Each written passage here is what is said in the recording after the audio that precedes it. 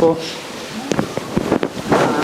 evening and welcome to the Town of Rockland Board of Selectmen meeting for Tuesday, December 7th, 2021. Please stand and join us in a salute to the flag, led by Selectman Larry Ryan. Pledge allegiance to the flag of the United States of America and to the republic for which it stands, one nation, under God, indivisible, with liberty and justice for all. Thank you. Please be advised that this open meeting is being broadcast live and recorded by WRPS for playback on Comcast Channel 14 and Verizon Channel 31. It's also available live online at WRPSRockland.com and within 24 hours via video on demand at www.youtube.com/WRPSRockland. Please go to WRPSRockland.com for further information. First on the agenda, community announcements. Doug? Thanks, Mike. I just wanted to announce that the winter overnight parking ban is in effect. There will be a courtesy tag, a warning given out only for one more day, given that it's Tuesday the 7th. So starting on Wednesday the 8th, parking violators will be issued citations for $25. There's information on the town website, Facebook, and Twitter. So just a reminder, overnight parking ban due to snow. That's the only announcement I have. Okay, thank you. Next on the agenda, review and approval of minutes of November 16th, 2021. Motion to approve. I have a motion. Do I have a second? Second. I have a motion in 2 seconds. All those in favor? That's unanimous. Next on the agenda, under new business, vote to release executive summary of sewer investigation. So for those that aren't aware, the Board of Selectmen launched an investigation back in August to investigate some wrongdoing or some concerns at the Sewer Commissioner's Department. The conclusion of that investigation came up last week in executive session. Tonight, you've all seen the executive summary provided by Attorney Clifford. If anybody has any questions or concerns, speak now. If not, I'll entertain a motion to release the executive summary. Motion to release it. Second. I have a motion and a second. All those in favor, we'll do roll call on this. Selectman Ryan? Yes. Selectman Penny? Yes. Selectman Needham? Yes. Vice Chairman Nyman? Yes. Okay. And I'm just going to take a minute and read into the record the executive summary of the sewer investigation. The Board of Selectmen convened a meeting in executive session on August 10th, 2021 to discuss serious allegations against Charles Hession, an elected member of the Sewer Commission. Pursuant to Mass General Laws, Chapter 30A, Section 21, at that meeting, the Board of Selectmen voted to direct Town Council John Clifford to conduct an investigation into these allegations. The investigation was conducted pursuant to the Board of Selectmen's authority under Chapter 2 of the Town Charter and General Laws, Chapter 41, Section 23B. The investigation included review of extensive email files as well as investigatory interviews of persons having direct knowledge of the matters under investigation. The results of the investigation were reported to the Board of Selectmen on November 29, 2021 in executive session. Sewer Commissioners Charles Hession, Daniel DeRoss, and Douglas Cope attended the meeting. The investigation determined that Mr. Hession had engaged in multiple violations of General Laws, Chapter 30A, Sections 18 through 25, the Massachusetts Open Meeting Law, by sending emails to fellow members of the Sewer Commission in which he expressed opinions about matters before the Commission. Several of these violations occurred after Mr. Hession had been advised by Town Council that such emails were a violation of General Laws, Chapter 30A, Section 18, which prohibits deliberation by board or commission members outside of the public meeting. In the interest of transparency, the Board of Selectmen voted to report these violations to the Attorney General's Division of Open Government. The board, after learning of the allegations, had already directed Town Council to conduct refresher training on the Open Meeting Law on September 20, 2021. Mr. Hession attended that training session. The board further determined that Mr. Hession had engaged in conduct that was abusive and disrespectful to other town officials and employees. Mr. Hession was advised by the board that the town will not tolerate such conduct. particularly when directed at subordinate employees. The Board of Selectmen will take corrective action if employees are subjected to any further abusive or disrespectful conduct, particularly if such conduct is determined to be retaliation against any person involved in this investigation. Mr. Hession has acknowledged that he deleted emails to and from residents regarding sewer commission issues, even though such emails must be preserved pursuant to General Laws, Chapter 66 and Chapter 4, Section 7, Massachusetts Public Records Law. He was advised by the Board of Selectmen that all his actions as sewer commissioner are matters of public record, and that when he conducts sewer department business outside of public meetings, he is undermining faith and trust in local government. As an elected official, Mr. Hession is only empowered to act at posted meetings of the Sewer Commission. The Sewer Commission is the sole authority over the town's wastewater treatment and collection system and is accountable to voters for proper maintenance and oversight of that system. To the degree that there are deficiencies in the condition or operation of the wastewater system, the Sewer Commission must address those concerns in an open, direct, and timely manner. The serious challenges facing the Sewer Commission will not be solved by deflecting responsibility to past members of the Sewer Commission or other town officials. The issuance of this executive summary shall close this investigation pursuant to General Laws, Chapter 41, Section 23B. A copy of this report shall be filed with the town clerk and included in the town's annual report. It's voted to be released tonight on December 7, 2021. If anybody has any further comments in regards to the outcome of this investigation or the investigation itself, speak now. So the only comment I have on this was that the findings that we had and that are detailed in this, not one of them were denied or opposed by the individual that the investigation was about. So there was nothing in there that we found during the investigation that the individual said, no, this is not accurate. So just wanted to make sure everybody understood that. Thank you, Rich. Anybody else? I'm going to bite my tongue. Okay. So I just want to thank the other members of the board for acting in the manner in which we did in launching the investigation.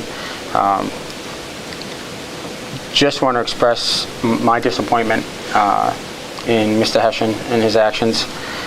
We strive, and we don't always succeed, but we strive to be open and transparent with the general public, and we try to conduct our business in open session during our meetings for everyone to see what is actually going on.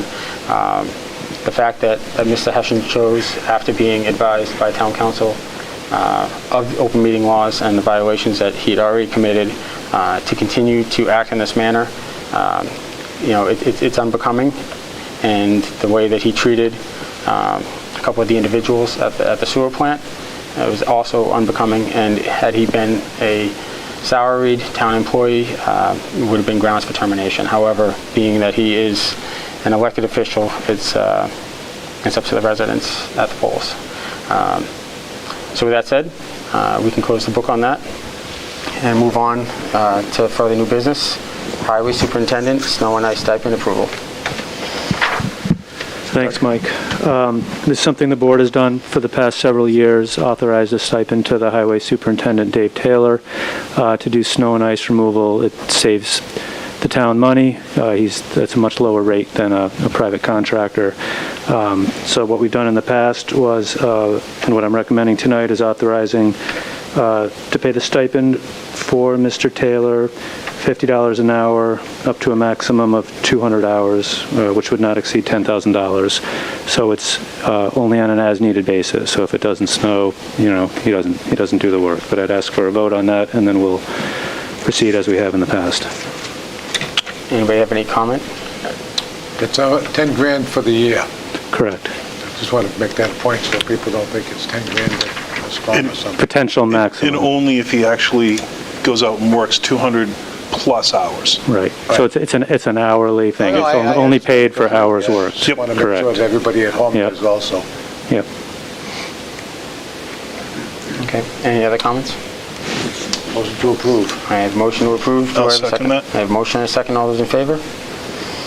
That's unanimous. Next on the agenda, billboard host community agreement per zoning bylaw, section 415-21.3, Route 3 corridor sign overlay district, WN Realty LLC. Great. If I could give a quick update, Yep. and then we have both attorneys here if there are any questions.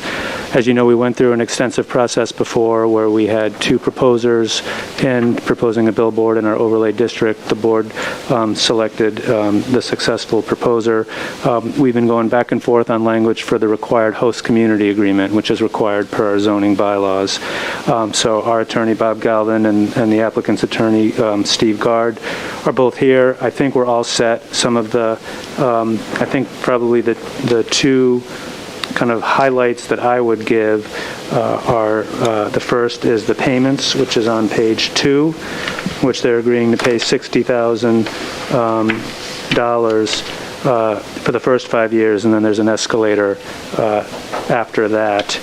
And then in addition, there's details in here starting on the bottom of page 3 dealing with timelines for permits, so that in the unlikely, and obviously not something we want to happen, but in the unlikely event that they're not able to secure a permit from the state, we don't foresee any issues at the local level. But at the state level, there's timeframes in here which they're agreeing to, and if they're just not ultimately able to succeed, we're able to terminate this so we could move on to another opportunity if there's other applicants still out there. So with that, maybe I'll turn it over to Attorney Galvin and then Attorney Gard.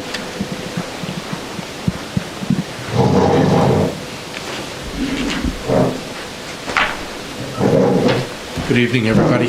Good evening, Bob. So dating back to the time that we agreed to negotiate a host community agreement with WN Realty, I've been dealing with Attorney Gard, who's seated here to my right, over this agreement, and I'll just highlight a couple of other provisions for you. As Doug indicated, the base begins with $60,000 per year. With escalators, it could go as long as 50 years. If there's a billboard agreement entered by WN Realty with some other community which is more favorable, they've agreed to renegotiate our fee. So I think that's favorable. We did that and have tried to negotiate that along with our host community agreements on cannabis and adult use marijuana. They've agreed to proceed expeditiously to obtain permits. We've come to an agreement on a term, so that in the event that they're not able to get permits in a timely fashion, the town can say, okay, enough time has passed and we're going to negotiate with somebody else. Basically, in the next 3 months, they'll file for their state and local permits. They'll have a initial 6-month period in order to obtain their permits for the billboard. They're entitled to a 3-month extension, so they'll have basically a permitting period of 9 months to get their permits, which should be enough time. They've agreed to proceed expeditiously and obtain all those permits using reasonable commercial diligence, so that seems to make a heck of a lot of sense for me. They've agreed to the restrictions that are contained in the bylaw that relate to the type of signs they can use, some of the dimensions, the hours of operation, things like that, all of which come from the zoning bylaw. So I expect they'll be submitting a application that looks very much like what we envisioned when we created the bylaw to begin with.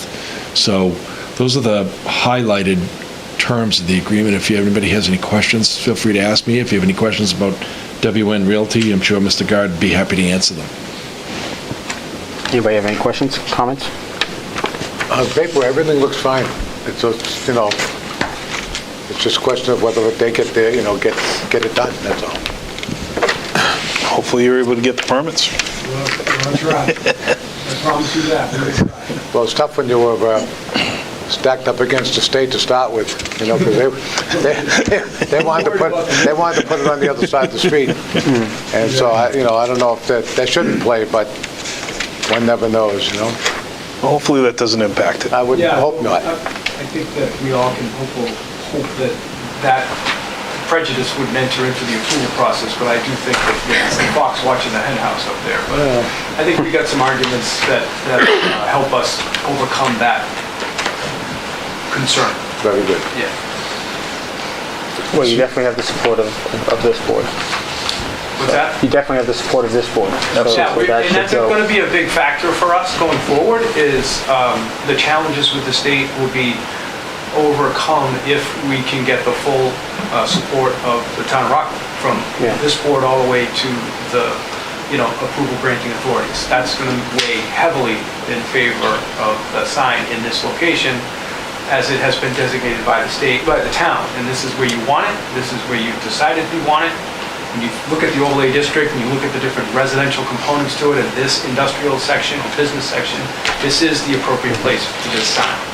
So, and that is the arguments that we'll make in the state. That location itself where this billboard is going to be is the sole purpose for us changing the zoning initially to allow for a billboard. So if the state thinks that they're going to come in and overrule that and then adversely affect the residents in that neighborhood and put a giant billboard in their backyard, that's not something we'd be a fan of, obviously. So, And you can see it.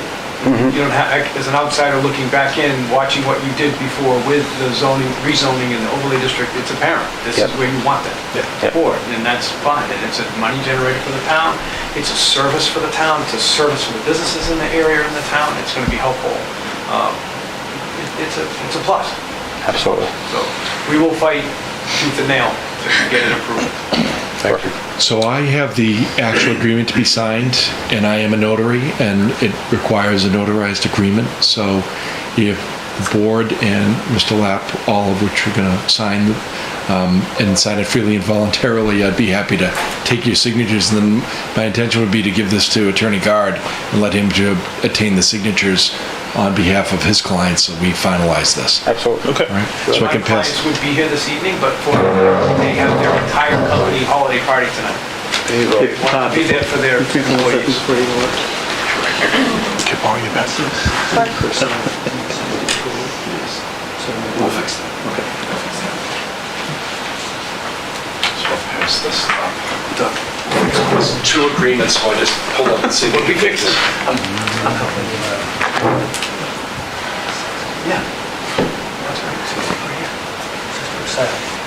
Oh, no. No, that's what I just caught. That was, yeah. But We'll fix that. the permitting is 90 plus 6 plus 3 coverage. You said 9 months to get it done. Yeah, from the date you apply. Yeah, okay.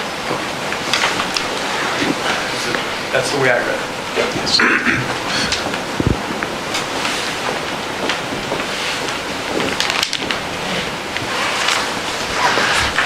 Oh, sorry. Thanks.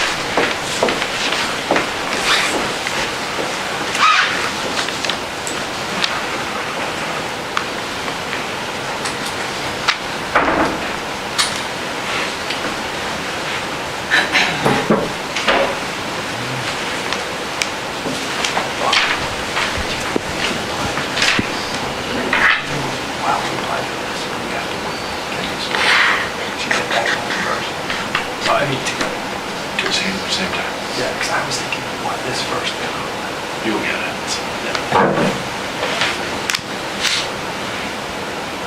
It's the traffic signal. Harsh, because I can't go to the state until they give me. Okay. But we have applied. So you're right.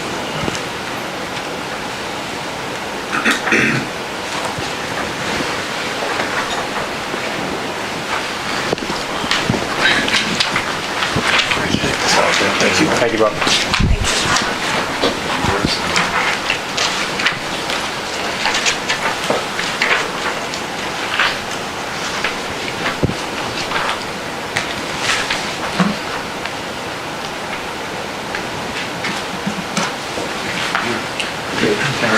Thank you very much, everybody. Thanks, Bob. Thank you. Appreciate it. See you soon. Thank you, everyone. Good luck. Thank Keep you. us updated. You will. Thanks a lot, Steve. Thanks. See you later. You got it. Okay, next on the agenda, signage and wayfinding study presentation, consultant Mark Fairman and assistant town administrator Jen Constable. Well, while Mark comes up, I'm going to turn on the projector, then I'm going to get out of the way and click the slides for him. Jen is unable to be here tonight. But in general, I think Mark will probably give the big picture overview, but we did get a grant from the state, worked with a committee, and we're very proud of what's here, and we are looking for a vote at the end. So maybe with that, I'll step back. This should be lighting up any moment, and then I'll do the slides. Good evening, everyone. Good evening. Thank you. I want to say that this is a program of MDI, which is the Massachusetts Downtown Initiative, which is a division of the Department of Housing and Community Development. And it was a very competitive grant application process, and Rockland won from across the state, and several other communities applied, and Rockland won. The interesting thing about this process is I've been doing it for about 7 years, and I've done over 30 communities around the Commonwealth. And I have to say, and I don't say this very lightly, that the committee in Rockland, the advisory committee, was the best one I ever worked with in terms of being focused, participatory, and getting down to brass tacks and not dragging it on. So as I go through it, you'll see the process. So, the interesting thing about this process is we're trying to create a brand, but we're also trying to create something very functional, and that is signage, wayfinding, site identification. And so we go through sort of the cultural, social history of the community as well. Next slide, please. So we take a look at the town. Next. The history of it as well. And the geography a little bit. Next. And the beauty of the community. And the history again. And that's a very nice picture, isn't it? Next. And then a overview of what the community is and feels like. Next. And the historic nature of your leather industry, factories and mills that add to the I guess the 21st century in very interesting ways as well. Next. And lovely homes. Next. So we also look at the graphics, the existing visuals that are produced in the community. And there's, as you can see, a large range there of things, from everything from Rockland Trust to your town seal, to a business program, Reimagine Rockland, to the Sandpaper Factory and Fourth Floor Artist, which are the really sort of a very interesting aspect to Rockland. I don't have to tell you, you know. But it was, sort of looking at it, and seeing what the whole picture was quite interesting. And we're trying to find something that's unique and also a statement about the community. Next. So we look at the issue of what is branding. And branding is identity or visual appearance. It's intangible assets that add value to real estate and businesses. And it's a positive images to visitor and residents. And what does it reinforce? A sense of arrival, a sense of place, and a sense of shared experience. Right now, if somebody visits Rockland, they're usually lost when they come in. And so this will help in the future. And I'll show you, though this is a downtown initiative, it is done so that it can be expanded in phases so that the whole town can gain from the whole process. So the most interesting aspect of what we did as a committee is something I call the ideation workshop. And basically, the committee members describe in words and phrases what Rockland is and was. And it gives a whole sense to my design team. How do we interpret, what Rockland is by these words and phrases? And sometimes out of the process, we actually get a tagline or a slogan. And we allowed this process because we were on Zoom at the time. We allowed it to be a little bit expanded so people could suggest things after they thought about it for a while as well. So I'll give you 30 seconds or so to see some of the words, and you probably won't disagree with too many of them as they described what Rockland is and was and shall be. And we talked a little bit about the future, which I thought was very interesting. And one of the things that they said was that they wanted it to be a destination. And I think with the artist community, you're beginning to build that in a very interesting way. Next slide, please. So this is what we came up with. And it's traditional, it's an impressionistic painting, but it also, with the slogan past, present, and promise, which one of the committee members came up with, I think it really sort of sets a very nice standard. And everybody seemed to be very happy with the result of this. We tried many different looks, and this one was the one that everybody sort of agreed to. And the next slide, please. It shows you, is there any way to make that a little bigger at all? Let me see. I'll try. Because this is that's all the elements, so that is how we apply it to various aspects of the community. But I can go through it, it's much better, thank you. So the first two are what we call gateways, so that would be at the border of the town with other communities. The next ones are sort of a medium size, and one would help off-street parking. It would also perhaps direct people in a location that couldn't take such a large sign as the gateway. The smaller ones are ones that could be applied to various trails, either presently or in the future. And the next one that's a pylon sign there would be a larger directional sign. F is a sort of somebody once referred to this as a sign that you put anywhere, and with the arms pointing, you could find your way. So. It was a MASH sign. That was the word I was looking for. They called it MASH because of that show, and they had a sign with this. The light pole, it has a sculpture on it, and it's really a silhouette of what the art is on the sign, and that would turn in the wind. And they could be placed throughout the town on light poles. And a banner, if you wanted to do a banner, and also a medium-sized directory. So you can see it's not just an entrance sign, it's not just an identifier, but there's a family of elements that can be done in various ways. We also have priced out these so we know what the costs are. So the next phase is for you to get a specification package and put them out for bid and then have them implemented. Any other questions?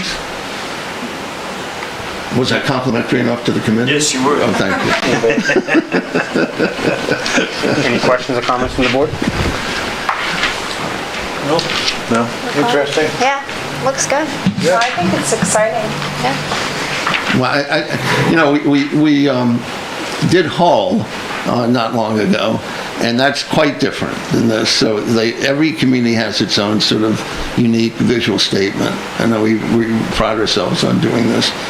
The traditional family aspect of this, I think, really reflects Rockland in a very strong way. So I'm very pleased with how this came out and how the committee, reinforced, all our work.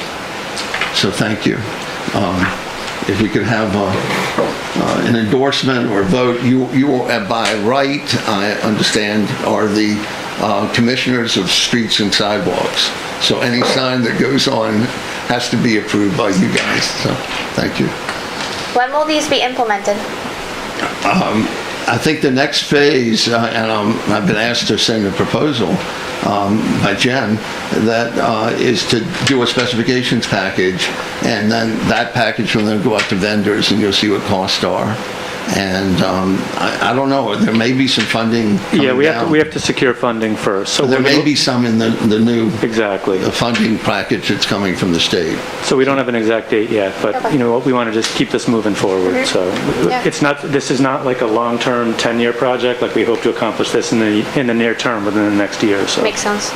You know, as a capital expenditure, it's the least expensive and the highest visibility of almost, and quickest of any tangible physical series of elements that you can do. Well, just to have a cohesiveness in terms of all of the signage really helps create an experience, just, because all of the village visuals will further reinforce it themselves. So I think this is great. One of the things we talked about at the meetings as well is when the new, when the new school is constructed in the new turf athletic field, part of the whole beauty of the school project is how closely it's integrated with Union Street and people coming in for tournaments or all the school events. And By the way, I have to congratulate you. You won the Super Bowl, right? We did. Thank you. yeah. Thank So it just as like one little example of it, you could envision one that, at the intersection of Union and several of the streets, Taunton, Duffy Way, et cetera, that could help direct people to the restaurants and to the school. So we would look for a vote if you're comfortable with it. Yep. Any further comments, questions? No. I'll entertain a motion to approve. I'll make a motion to approve. Second. A motion and a second. All those in favor? That's Thank you. unanimous. Thank you. Thank you. Thank you, Mark. Next on the agenda, other new business not reasonably anticipated. Okay. I have none. Not reading the licenses? That's coming up. Oh, is it? Next on the agenda, old business. Vote to execute purchase and sale agreement for Assessors Map 82-16 and Map 79 containing 36.2 acres, more or less, McCarthy Farm, per Mass General Law, Chapter 61A, Section 14. Deb. Sure. So we are continuing to make good progress on acquiring the McCarthy Farm. As part of the grant application process, there are a number of steps that we have to go through to ultimately secure our $400,000 in reimbursement. I'll just quickly read through these. There's about 9 steps we have to go through. We've already provided our town meeting vote to the state. They've received that. We had to execute a land project agreement with the town, the Conservation Commission, and the state. That's been done. We've also executed the standard contract with the state. Now we want to do we have a signed purchase and sale, assuming you vote and sign that tonight. Then we're also in the process of doing our own due diligence. We've done a phase 1 environmental assessment of the property to make sure there wasn't any unforeseen contamination or anything like that that would make us want to pause. That came back very positive, no issues. They did recommend that we do some further hazardous materials analysis of the barn and other structures there just to make sure there's no asbestos or lead, paint or anything like that for when we do the demolition later. So we're getting that done now as we speak. Then obviously we'll look to do the closing. So also during this period of time we have to submit a final conservation restriction to the state. Then we start advertising the closing in the central register. We close on the property. We record the property agreement. We record the project agreement with the deed. We have to install certain kinds of signage that the state requires, promoting that we got the grant, that type of thing. Probably the biggest task that has to be done is we need to start and adopt a baseline management plan of the area. And that's something that I've asked Donald and the rest of the Open Space Committee to help with. So they've started that process now. And that's a big job, but we will get that done. And then ultimately, we'll get our $400,000 from the state by June. So those are all the steps. This purchase and sale agreement was drafted by town council. The seller's already signed off on it. So I would encourage you to vote yes and sign it tonight, and then we'll keep it moving. I'll make a motion to approve the purchase and sales agreement. I have a motion and a second. All those in favor? That's unanimous. There you go, Donald. There you Great go. job, once again.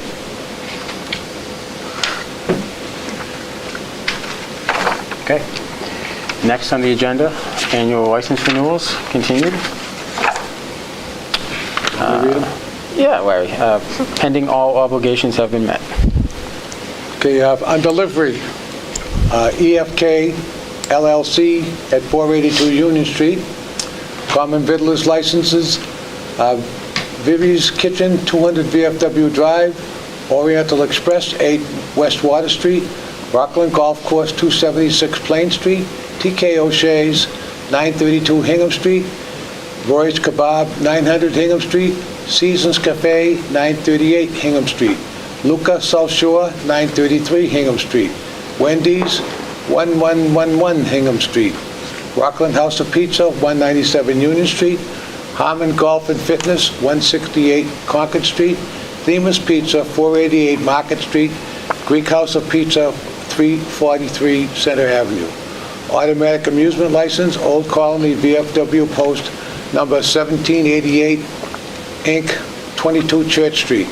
Entertainment license, TK O'Shea's, 932 Hingham Street, Rockland Golf Course, 276 Plain Street, Luca South Shore, 933 Hingham Street, Harmon Golf and Fitness, 168 Concord Street. Inn holder, Comfort Inn, 850 Hingham Street, lodging, 92 Church Street, LLC, 92 Church Street. Class 1 licenses, Leisure Woods, 31 Leisure Woods Drive, Live Oak, 680 Union Street, Ira Volvo Cars, South Shore, 1030 Hingham Street, South Shore BMW, 1040 Hingham Street, South Shore Mini, 1040 Hingham Street, and International Motorsports, 7 Market Street. Class 2 licenses, Faded Motors, 15 Bishop Lane, Trust Petroleum, 104 Market Street, Atlantic Automotive GE LLC, 50 John Dunn Drive, McGee Auto Sales, 511 Union Street, N&R Auto Repair Inc., 31 East Water Street, Southern Auto Sales, 189 VFW Drive, and International Motorsports, 7 Market Street. I'll entertain a motion to approve pending all obligations are met. Motion approved. Second. Got a motion and a second. All those in favor? That's unanimous. Next on the agenda, FY23 budget if needed. Doug? Yeah, so I do have an update tonight. In talking with our town accountant, Elizabeth Zaleski, who's here with us tonight, we thought it'd be helpful just to give you our first very rough, very preliminary budget, just so we can meet that December 31st deadline that's in the charter. Kind of similar to past years, you know, well, actually, I shouldn't say that, because the last 2 years haven't been business as usual. We've had really, austere budgets. We have not asked department heads for all of their needs because we had massive revenue shortfalls because of COVID. So not like the last couple of years, but similar to prior years before that, we asked all departments to, give us their budget requests, what their needs were. And as I outlined in one of the previous meetings here, we do have a lot of needs, especially for a lot of staffing in various departments. So what we're showing you here on this cover sheet is very preliminary. We did not adjust anything. These are essentially what all the requests were from the school as well as all the general government departments. And also when factoring in our revenue estimates, we're looking at minimum here a $2.4 million deficit. It's really bigger than that because this doesn't factor in the union and non-union raises yet, because we haven't settled any of those contracts. Those are all up for renewal.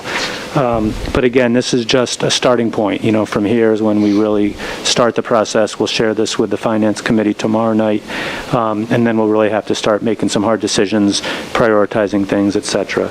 So what's included is the cover sheet, and then just the big summary of all the departments after that. When you'll notice that there's a lot of new things in here, meaning we're trying to better organize things. So for the purpose of this exercise, where it's requesting what we really need, now is when we're starting to pull out HR out of the selectmen and create an actual HR department, because we're also proposing a part-time assistant in that department. So you see those numbers kind of move around.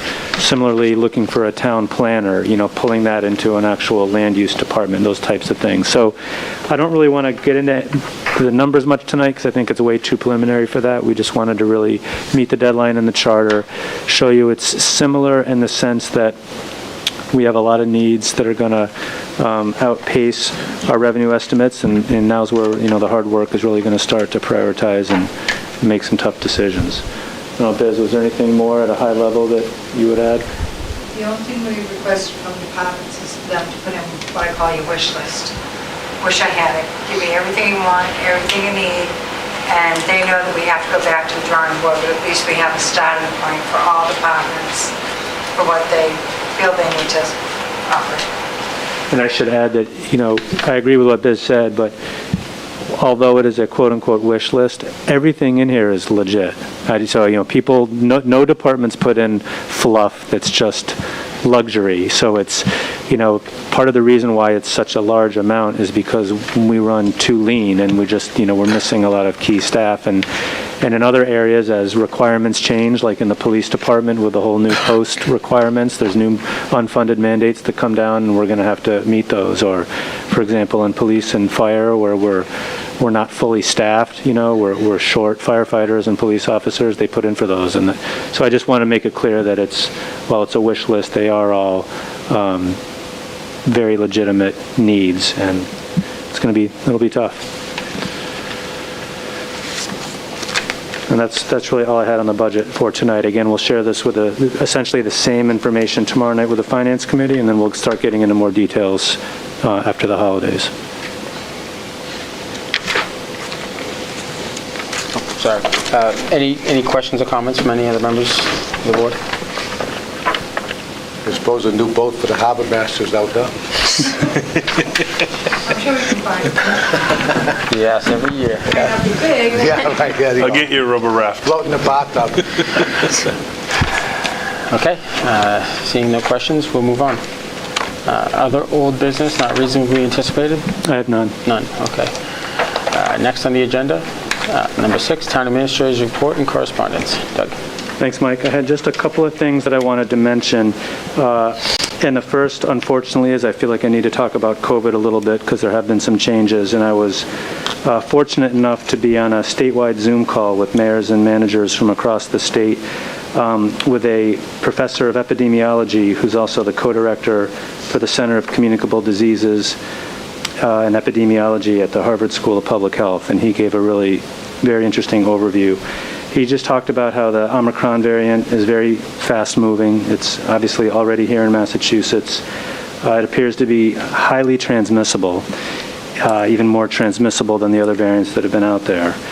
The thing that I thought was particularly interesting was he said that those who have previously had COVID, and including those who have had COVID and were treated with the monoclonal antibodies and got through it, but if they're not vaccinated, he said those folks are at high risk and are very likely to get reinfected with the Omicron variant. They're still looking at how the current vaccines fare, but they appear to be well protected against the variant. And of course, the unfortunate timing of all this is that it's happening right around the holidays because everyone's going to be having family gatherings, and so they're expecting another peak in mid-January. He said that the public health officials are urging people to wear masks indoors and in public settings. And they talked about how those kinds of small measures can have a big, disproportionately positive impact in the future going forward. The one good news so far is that their initial impression is that while it's really, really transmissible, it does not appear to be more severe. So that's good news, but he was not definitive about that because he said it's going to take many more weeks of analyzing actual data before they can really conclude that. And then I think, as we've all been suspecting, he said we're really never going to be able to get this infection rate down to 0, and it's going to be something that we're going to need to manage in the long run, probably similar to flu vaccines annually, that type of thing. So I'm not sure if the state is going to do anything regarding mask or gathering guidelines. It doesn't look that way to me right now.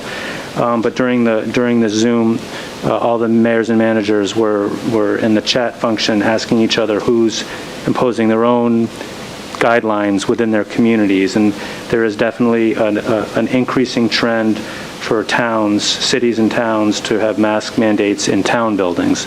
So that's something I'm going to look at. Obviously, no decisions yet. And then probably the biggest thing we're looking at as it relates to precautions is the OSHA rule that the federal government has pending, that it's pending in court. If and when that does get enforced through the courts, we'll be affected because we're a business of 100 people or more. So I'm already working with town council on the policies that we've talked about before, based on your direction, how we'll implement that. So we'll be ready if and when that comes down. And then it appears as though Rockland has 75% of our eligible residents have received at least one dose of the vaccine, and 66% are fully vaccinated. So I think that's a really interesting statistic, because compared to other parts of the country, that's fantastic. You know, compared to other parts of the South Shore, we're not as good as some other communities. So it's interesting. So that's the heavy COVID update. I just felt like, given the changes we've been dealing with, I should share that with you. A couple other quicker ones. One is that I'm working with the town accountant and other appropriate staff on preparing some applications for funding from ARPA. And as we've talked about before, the main focus is really going to be on water and sewer, because that's where our most urgent needs are right now. And we're looking at roughly a grand total of around $800,000, which will be probably our entire first tranche that we're going to get through the county. The bulk of that, the vast majority, is going to be for water to help with PFAS remediation, and then a smaller amount to help supplement a previous appropriation in the sewer department to help repair the sewer plant, the digester boiler, and then a very small amount after that that's going to help with public communications around water and sewer infrastructure improvement needs that we have. So we're going to work to get that moving as quick as we can, and I know, based on the success that Biz had with our CARES Act reimbursements to the county, that we'll do a good job with the ARPA funding. Last two ones. One is, in case any of you have seen outside of Town Hall, when you face Town Hall on the left-hand side, there's a lot of construction going on there. So that was a CPA project, Community Preservation Act project, to build a little park similar to what's on the other side. And to help keep our costs down, the highway department crew is doing a lot of that heavy earthwork, and I just want to thank those guys, because not every town has labor skilled enough to do what these guys are doing, setting these retaining walls and things. They do a fantastic job, so I want to thank them. And then lastly, I'm sure some of you will want to talk about this, but I'll just give a brief shout out again, as Mark did, to the high school football team for winning the Super Bowl. I went up and was at Gillette with Larry and his wife Mary. Had a great time watching the game. It was just unbelievable. I couldn't have been more happy. And I guess the one comment I wanted to make is just how fantastic it is to see the community support that was there. I mean, the crowd, the Rockland crowd dwarfed the Abington crowd.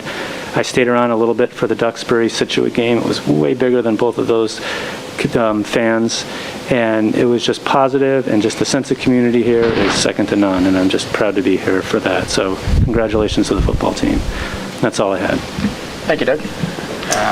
Next on the agenda, Selectmen's comments. Comments and opinions expressed by individual members do not necessarily reflect the views of the Board of Selectmen. The opinions and comments of only the individual member. Selectman Penny. So just to kind of jump on that, I'll talk about the not only the Super Bowl winning team, but the high school athletic program this fall that overall had a lot of success. So to Coach Corey, LaCorey, and all the other coaches, congratulations on the Super Bowl. But I know the boys soccer team, the girls soccer team, really successful years. The girls cheerleaders, once again, won a state title. And it's great to see the participation in the school. To your point, the huge crowd that was there, feedback that was coming back from people at the stadium, how respectful the crowd from Rockland was, and how gracious they were. So it's pretty proud for all that to happen. And for those that may not know, our longtime athletic director is going to be retiring in April. So to Gary, it's very nice for him to go out with a state championship. So congratulations to all the coaches, the kids, the school. Thank you, Rich. Selectman Needham. Just to reinforce tonight's slogan that they incorporated on the signs, Rockland past, present, and promise. Whether it's the sports that we celebrate, and congratulations to the football team, whether it's the arts community that continues to thrive and the small businesses that we continue to foster support for and to enjoy seeing them grow throughout the town. It's a very exciting, hopeful time full of promise, and I'm enjoying watching the town continue to grow. Thank you, Tiffany. Selectman Ryan. Everybody went to Stroll this year, and it was a great time. It was cool out, a little bit of wind, but there was a big crowd. Everybody seemed to have a good time, and I want to thank Pam Murphy and Dan Biggins for cheerleading the yearly event because they do a great job. The football game was awesome. It was just a great crowd. Everybody was happy. It was another wonderful thing for the town of Rockland. We got some good press on that. To my friends, the Hacketts, sorry about your mom passing away. Seems we go to too many wakes these days, almost one a week it seems. But that's life when you get to be an old guy like me. Right, Donald? Anyway, that's all I got. Thank you, Larry. Vice Chairman Nyman. Just want to reiterate what my colleagues said and extend my congratulations to the Rockland High football team. Congratulations to the players, coaches, especially my cousin Jake Holstring, who's been a rock star on the field. So that's all I got tonight. Thank you, Kara. So yeah, I guess I'll repeat what everybody else did and offer my congratulations to Coach Okori and the Rockland High School football team for winning the Super Bowl. I want to also let our colleagues in Abington know that we will hold them accountable for the bet that we made, and that we are looking forward to attending your selectmen's meeting where you guys will be wearing Rockland Bulldog jerseys at the meeting, which will be should be good. We're in the process of getting those made up for them, so maybe we'll get one with your name on it. Tiffany, yours, all of our names on it. You guys pick a number, get it to me, and we'll pick a corresponding selectman to wear it over there in Abington. And I do want to, offer congratulations to the Abington Green Wave as well. I thought they afforded themselves very admirably. I said it out here on the plaza when when the Lieutenant Governor was here. We may be rivals on the field, but we're partners in a lot of different things in our needs of infrastructure, and both very similar communities, and we look forward to continuing to work with them.